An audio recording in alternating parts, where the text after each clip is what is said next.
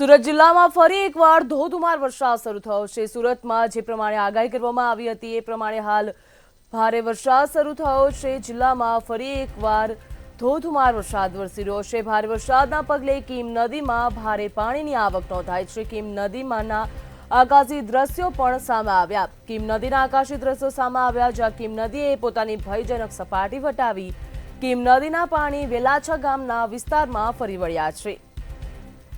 વેલાછા શેઠી ગામને જોડતા માર્ગ ઉપર નદીના પાણી ફરી વળ્યા છે, જ્યાં શેઠી ગામ આવેલા કીમ નદી ઉપરનો બેરેલ બ્રિજ પાણીમાં ગરકાવ થયો। બ્રિજ પાણીમાં ગરકાવ થતા લોકોને 20 કિલોમીટરનો રસ્તો ફરીને જવાનો વારો આવ્યો, જ્યાં બ્રિજને હાઈ બેરેલ બ્રિજ કરવાની કામગીરી હાથ ધરવામાં આવી છે। મારું નામ કેતન ભટ્ટ, સામાજિક આગેવાન।